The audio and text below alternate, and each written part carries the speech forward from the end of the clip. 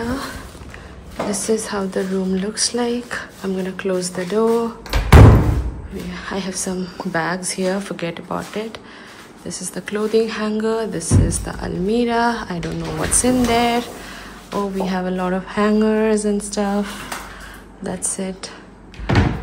We have more space, which I'm not gonna use. And welcome Molly, homestay 4B.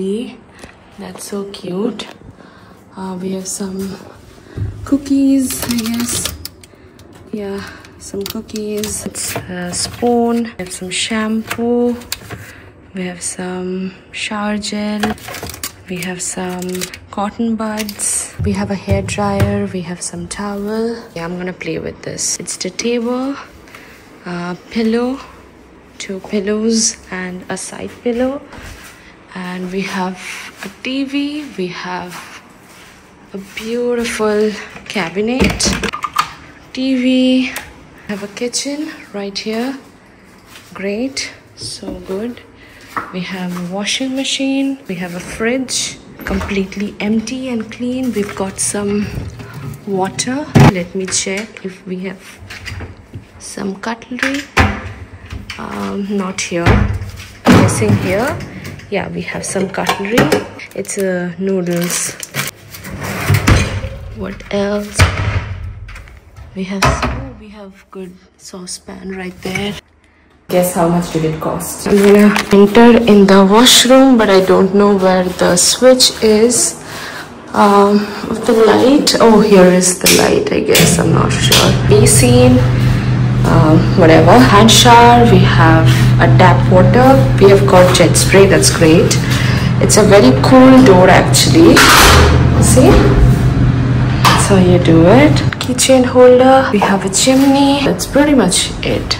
পরের দিন আমি Ho Chi Minh সিটিতে বেরিয়ে পড়েছিলাম খাবারের খোঁজে। আমার যখনই ভ্যাকেশন টাইম শেষ হতে থাকে তখন আমি অনেক খাবার এক্সপ্লোর করি। প্রথম দিকে আমি খাবার খুব একটা বেশি এক্সপ্লোর করি না, তার কারণ হচ্ছে অনেক রকম সমস্যা হতে পারে, বুঝতেই পারছো কোন সমস্যার কথা বলছি। কিন্তু শেষ কয়েকটা দিন আমি একদম ফুল অন ফুডি মোডে চলে যাই। ইতিমধ্যেই আমি এর ব্যাপারে একটা শর্ট ভিডিও পোস্ট করেছিলাম, তোমাদের অবশ্যই বলবো এই ক্যাফেটা ভিজিট করো। আজকে আমার দিন ছিল বাজার করার, অনেক বাজার করে আমি বাড়ি নিয়ে যাই, সেগুলোই আবার 1 মাস ধরে খেতে থাকি। আর এখানে দেখো কি অবস্থা। এখানের মানুষ হাঁটা চলার আগে স্কুটি চালানো শিখে যায়, স্কুটি আর বাইক। এখানের বাইকগুলো কিন্তু একটু আলাদা রকম দেখতে, কিন্তু এখানে কোনো দুর্ঘটনা কিন্তু ঘটে না। এখানে এরম ভাবেই স্কুটি চলতে থাকে এবং এভাবেই দেখে দেখে পার হতে হবে। ওরাও স্লো ডাউন করে দেয় দেখে। কিছু কিছু জায়গায় খুব সরু রাস্তা, এরকম জায়গায় কিন্তু সিগন্যালও নেই, কিন্তু সেখানেও কিন্তু গেলে ওরা আপনা আপনি গতি কমিয়ে দেয়। এরপরে রাস্তা পার হয়ে আমি আরেকটা স্ট্রিট ফুড ট্রাই করার ইচ্ছা ছিল, সেখানেই চলে গেছিলাম। এটা কিন্তু খুব পপুলার একটা রেস্টুরেন্ট। আমার খুব ভালো লেগেছিল এই পক নুডলসটা। এর মধ্যে বাদাম ছিল, ফিশ সস ছিল। এখানে লোকজন প্রচুর লিটুস পাতা খায়, যা আমি বুঝলাম। পরের দিন আমি বেরিয়ে গেছিলাম ঐতিহ্যবাহী জিনিসগুলো দেখতে। টুরিস্ট প্লেস গুলোতেও কিন্তু আজকে আমরা ঘুরবো। এখানে আমি বাসের জন্য অপেক্ষা করছি এবং তোমাদের আমি একটু বাসের ব্যাপারে বলি। সেই মুহূর্তে তোমাকে টিকিট কাটতে হবে, মানে পরে যাবো, আমাদের ইন্ডিয়া যেরকম হয়েছে পরে দেবো, যখন নামার সময় এরকম হবে না। বাসে উঠবি সেই মুহূর্তে কন্ডাক্টর আসবেন বা ড্রাইভারের কাছে গিয়ে টিকিট কাটতে হবে। কোনো কোনো বাসে কন্ডাক্টর থাকে, কোনো কোনো বাসে কন্ডাক্টর থাকে না, কোনো কোনো বাসে শুধু ড্রাইভার, সেটা বুঝে টিকিটটা কেটে নিতে হবে। প্রথমেই আমি বাসে করে চলে গেছিলাম ওয়ার রেমন্যান্টস মিউজিয়াম। এটা কিন্তু 1975 সালে ভিয়েতনাম যুদ্ধ শেষ হওয়ার পরই প্রতিষ্ঠিত হয়েছিল, তাই জন্য এখানে যুদ্ধের মানবিক ক্ষতি, ঐতিহাসিক সত্য এবং ভিয়েতনামের দৃষ্টিভঙ্গি তুলে ধরা রয়েছে। সব থেকে অস্বাভাবিক আমার যেটা লাগলো সেটা হচ্ছে এখানে ভারতের বড় পোস্টার ছবি টাঙানো রয়েছে এবং সেখানে আর কিচ্ছু নয়, শুধুমাত্র কলকাতার ছবি আছে, কারণ সেই সময়ও কলকাতার একটা আলাদাই দাম ছিল। কলকাতা, সিপিএম সব মিলিয়ে একটা ইতিহাস লেখা আছে। পড়তে আমার এত ভালো লাগছিল, এখানে আমি আধ ঘন্টা কাটিয়ে দিয়েছিলাম। এখানে কিন্তু বাইরের মিলিটারি হার্ডওয়্যার গুলো, যুদ্ধের সময় যে ব্যবহৃত হেলিকপ্টার, ট্যাঙ্ক, বোমার বিমান, artillery, torture cell, tiger cage, replica, যুদ্ধকালে বন্দীদের উপর নির্যাতনের বাস্তব চিত্র উপস্থাপন, এজেন্ট অরেঞ্জ এবং কেমিক্যাল ওয়েপন্স গ্যালারি, মানুষের উপর রাসায়নিক অস্ত্রের নির্মম প্রভাব, ছবি, তথ্য, সাক্ষ্য সবকিছু রয়েছে। এখানে প্রচুর ডকুমেন্টেশন করা রয়েছে, ইতিহাস লেখা রয়েছে। ঔপনিবেশিক সময় থেকে শুরু করে ভিয়েতনাম যুদ্ধ পর্যন্ত বহু শতকের ইতিহাস এখানে লেখা রয়েছে। এখানে আমি প্রত্যেকটা ছবি যখন দেখছিলাম এবং গল্পটা যখন আমি পড়ছিলাম নিজে, আমি এত আবেগময়ী হয়ে গেছিলাম, আমি বলে বোঝাতে পারবো না। প্রত্যেকটা দেশেরই যুদ্ধের একটা আলাদা ইতিহাস থাকে, তাই না? প্রচুর মানুষের বলিদানের গল্প লেখা রয়েছে, কত বাচ্চা ক্ষতিগ্রস্ত হয়েছিল, মানুষকে টেনে টেনে মারা হয়েছিল, এত মানুষের মৃত্যুর বদলে স্বাধীনতা পাওয়া। এই জায়গাটায় তোমরা যদি যাও ইমোশনাল হবেই, সে তুমি যে দেশেরই হও না কেন। এই ওয়ার মিউজিয়ামটা কিন্তু আছে ডিস্ট্রিক্ট 3-তে। সকাল 7:30 থেকে বিকেল 5:30 পর্যন্ত খোলা থাকে প্রতিদিন। এখানে কমপক্ষে তোমার 2 ঘন্টা লাগবেই, কারণ জায়গাটা প্রচুর বড় এবং অনেকগুলো তলা আছে যেখানে তোমাদের যেতেই হবে এবং একটু একটু করে পড়বেই। একটু একটু করে ইতিহাসগুলো পড়লে ভালোই লাগবে। এখানে বহু মানুষ, বিদেশি মানুষ যারা ডকুমেন্টেশন করছিলেন, যারা ফটো তুলছিলেন, যারা নিউজটাকে কভার করার চেষ্টা করছিলেন, ভালো কথায় বলতে গেলে তারা পর্যন্ত কিভাবে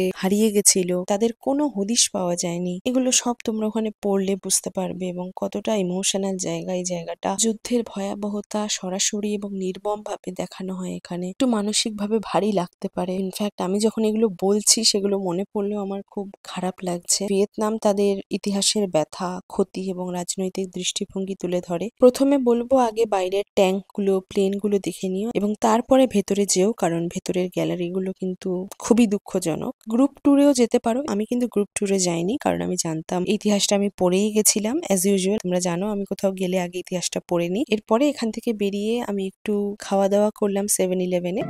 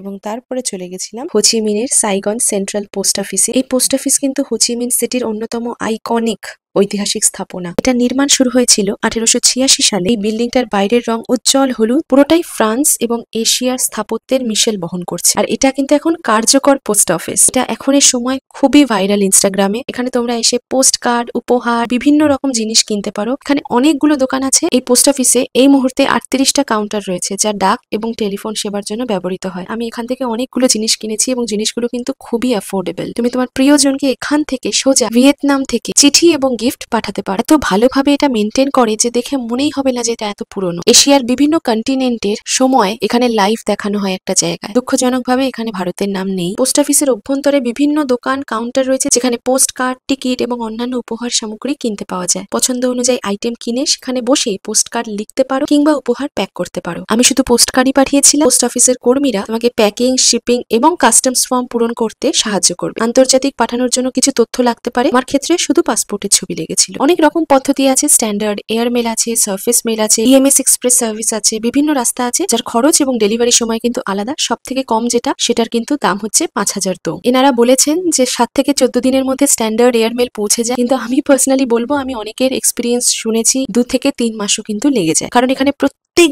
দিন এরকম চলে, খুবই ব্যস্ততার মধ্যে কাজ হয়। ভিয়েতনামে কিন্তু খুব কম মানুষ ইংরেজি বলে, কিন্তু এখানের কর্মীরা ইংরেজিতে সাহায্য করে। আমি বলবো তোমরা যদি হোচিমিনে যাও অবশ্যই এখানে যেও। একদমই রিজনেবল। বাইরে যেরকম দাম দেখেছিলাম এখানেও সেই একই দাম, একটুও বেশি দাম নয়। খুব সুন্দর একটা জায়গা। এখানে 1 ঘন্টা কাটালে কিন্তু খুবই ভালো লাগবে। সাধারণ সুন্দর দেখতে লাগছে। এটা কিন্তু প্রচন্ড অ্যাস্থেটিক একটা ক্যাফে। এর মধ্যে দেখতে পাচ্ছ মাছ চলাফেরা করছে। এত সুন্দর জায়গা আমি খুব কম দেখেছি। আমার এত ভালো লাগছিল এখানে সময় কাটাতে। এই ক্যাফেটা কিন্তু খুবই বড় একটা জায়গা নিয়ে বানানো। এখানে ডিশ কিন্তু খুবই লিমিটেড। আর এখানে কোনো ফিজিক্যাল মেনু নেই। কিউআর কোড দেবে, তোমরা কিউআর কোড স্ক্যান করে মেনুটা দেখে ওরা একটা নোটপ্যাড মতো দেবে, সেটাতে তোমরা লিখে ওদেরকে দিয়ে দেবে।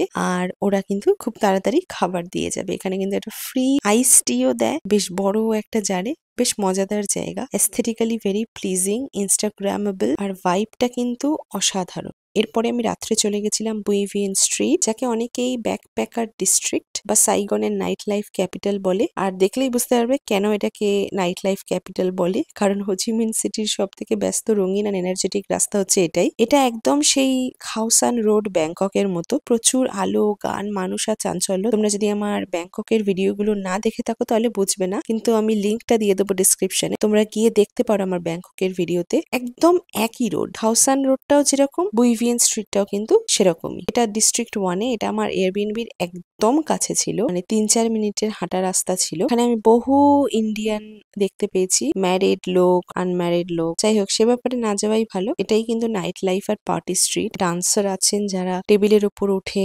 নাচছেন, এন্টারটেনমেন্ট করছেন। প্রচুর স্ট্রিট পারফর্মার দেখলাম, ডিজে দেখলাম, নিয়ন লাইটে আলোকিত পুরো রাস্তাটা। অসংখ্য বার নাইট ক্লাব, লাইভ মিউজিক, আর চারপাশ থেকে উচ্চ স্বরে মিউজিক বাজছে। আর এখানে পার্টিটা কিন্তু চলে প্রায় রাত 2-3টে অব্দি। এবার এখানে সস্তা ড্রিঙ্কস বলতে ফুটপাতে বিয়ার 15,000 থেকে 25,000 ভিএনডিতে পেয়ে যাবে। আর ককটেল কিন্তু খুবই সস্তা, বেশিরভাগ বাড়ি ফ্রি এন্ট্রি থাকে। আর ছোট ছোট প্লাস্টিকের টেবিল, রাস্তার পাশে মানুষজন, এটাই আসল ভাইব এখানে। রাত 11টা-12টার সময় এসে যদি বসতে চাও 2 ঘন্টা মতো বসতে পারো। এখানে পাওয়া যায় বিবিকিউ স্কিউয়ার, ভিয়েতনামি hotpot, seafood stall, banh mi, western, প্রচুর খাবার আছে, সব খাবার আছে। আর এখানে কিন্তু অনেক সুভেনিয়ার পাবে, নকল ব্র্যান্ডেড আইটেম পাবে, হ্যান্ডমেড জিনিস পাবে, দর কষাকষি করা যায়। আর দুপা ছাড়া ছাড়া এই গলিটায় প্রচুর 7-Eleven আছে। আমি 7-Eleven থেকে কিছু বাজারও করে নিয়েছিলাম রাত্রের জন্য। যদি সোলো ট্রাভেলার হও, নাইট লাইফ যদি ভালোবাসো, দেন অবশ্যই এখানে এসো। এটা কিন্তু খুবই হ্যাপেনিং একটা জায়গা, বেশ মজাদার একটা ভাইব আছে। এর পরের দিন বাড়ি যাওয়ার পালা। সকালে উঠেই সবকিছু গুছিয়ে চেক আউট করে একটুখানি ডাবের জল খেলাম। এখানে কিন্তু ডাবের জল বেশ সস্তা। সস্তা মানে ধরো আমাদের এখান থেকে 10 টাকাই কম। এখানের সমস্ত ডাবই কিন্তু একটু নারকেল হওয়া ডাব। কচি ডাব খুব কম পাবে এখানে। হয়তো কচি ডাব খাওয়ার চলটা নেই, যেটা আমি দেখলাম, কারণ আমি প্রত্যেক দিনই একটা করে ডাব খেয়েছি। বেশ মজাদার লাগছিল। ডাব খেয়ে আমি সোজা রওনা দিলাম হোচিমিন এয়ারপোর্টের উদ্দেশ্যে। আমার ডিস্ট্রিক্ট 1 থেকে হোচিমিন এয়ারপোর্ট কিন্তু প্রায় 1.5 ঘন্টার রাস্তা। By bus. এবার বাসে কিন্তু আমাকে একটু স্ক্যাম করে ফেলেছে। ও আমার কাছ থেকে টাকা নিয়ে একটু দূরে গিয়ে ও নিজের ব্যাগে ভরে আবার আমার কাছে এসে টাকা নিল। আমি ওকে পরে যে টাকাটা দিলাম সেটুকুর টিকিট দিল। মানে আগে যে টাকাটা দিলাম, যেটা ও পকেটে ভরে নিয়েছিল, সেটার কোনো টিকিটই দেয়নি আমাকে। যেহেতু ল্যাঙ্গুয়েজ একদমই বুঝতে পারি না আর ওরাও একদম বুঝতে পারে না, বার্গেনিং করা বা ঝগড়া করা সম্ভব হয়নি। আর আমি অ্যাকচুয়ালি ফিরে আসছিলাম, তাই জন্য ভাবলাম যে ছেড়ে দিই। Here we go. I see the light inside you, brighter than the skies. আর এভাবেই 20টা দিন কেটে গেল ভিয়েতনামে। মনেই হচ্ছে না যে আমি এত ভালো দিনগুলো কাটালাম। সব মিলিয়ে আমার দিনগুলো কিন্তু বেশ ভালো কেটেছে। আমি নিজের সাথে কোনো জায়গায় স্ক্যাম হতে দিইনি শেষ দিন ছাড়া। তাই আমি তো বলবো আমার ভিয়েতনাম খুব ভালো লাগলো। একটু মন খারাপও লাগছিল, ছেড়ে চলে আসছি তো আবার। এয়ারপোর্ট আমার খুব পছন্দের জায়গা, তাই এয়ারপোর্ট থেকে বেরোতে আমার একটু কষ্টই লাগে। কিন্তু আমি নিজেকে বোঝালাম যে 15 দিনের মধ্যেই আমি আবার এয়ারপোর্টে চলে আসছি, তাই কয়েকদিন একটু বাড়িতে বসে ভাত ডালও খেয়ে নি। আর এইসব ভাবতে ভাবতেই পৌঁছে গেছি কলকাতা। দেখা হচ্ছে পরের ভিডিওতে।